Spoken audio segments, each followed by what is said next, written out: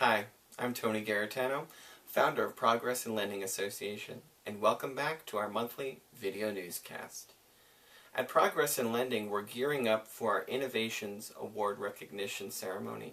It's going to take place at the end of April in Phoenix, Arizona. We hope that you'll be there. But on the topic of innovation, you can't help but talk about Steve Jobs. He did an amazing job at Apple, making what most people would call fundamental change. What can we learn from Steve Jobs in the mortgage industry?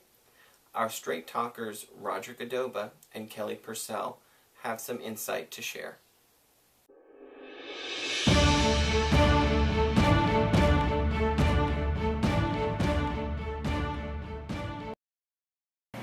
Welcome to Straight Talk.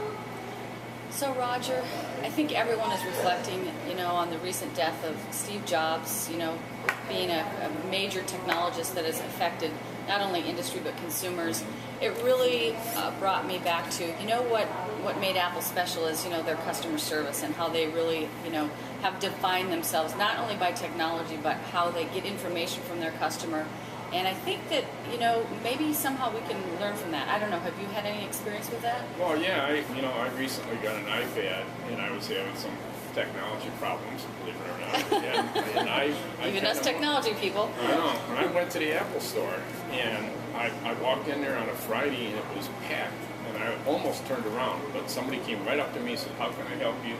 And when I looked around, there were more Apple employees than any place I've ever seen. And they were all helping people, they were doing training, and he quickly solved my problem, and I left. And so I think about some people in the mortgage industry, like Quicken, that has really done some really unique things. It's Inc.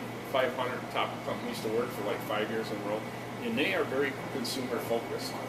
Well, and just another quick example, Bank of America in my hometown, Phoenix, that we have the highest foreclosure rate, one of the highest in the country.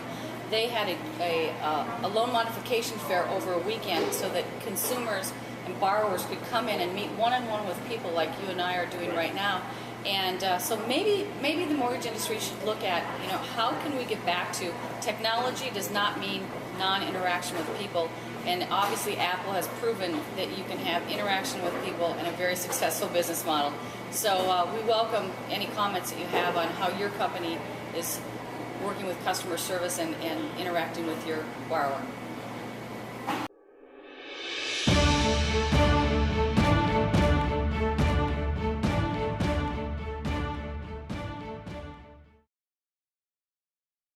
In this edition of The Insider, we went to a lender, and not just any lender, Brian Bates. We talked to him a little bit about what is ailing him, what's on his mind. In this edition of The Insider, he talked a little bit about the evolution of web-based technology. He currently switched to a web-based LOS in Avista Solutions. But why did he do it? And is he getting the return on investment that he expected from it? He tells you right now.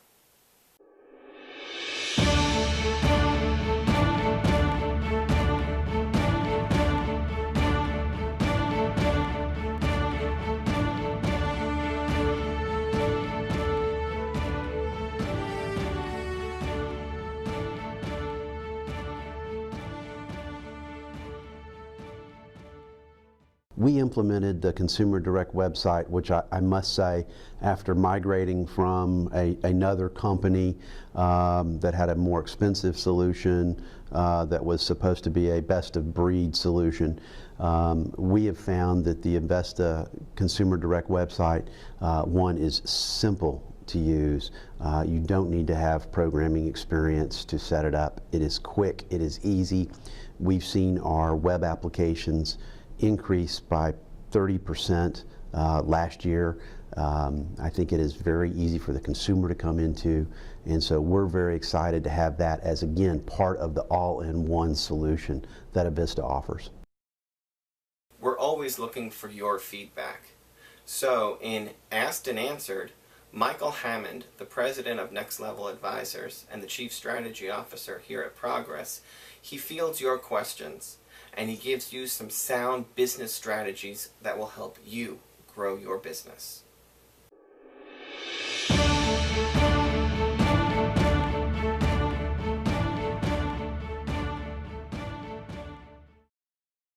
Today's question comes from an internet marketer who's asking the question, I have an email campaign that I'm working on, and how do I develop compelling calls to action? Great question. I think one of the biggest challenges that all of us have in working on developing a call to action is so many times we worry about what's our message going to be? What do we want the prospect to do? What are we going to tell them about our product offering and how great we are? And what I would suggest is take a step back and try to put yourself in the shoes of the prospect. What's in it for the prospect? What pain are you addressing? What value are you bringing to the prospect?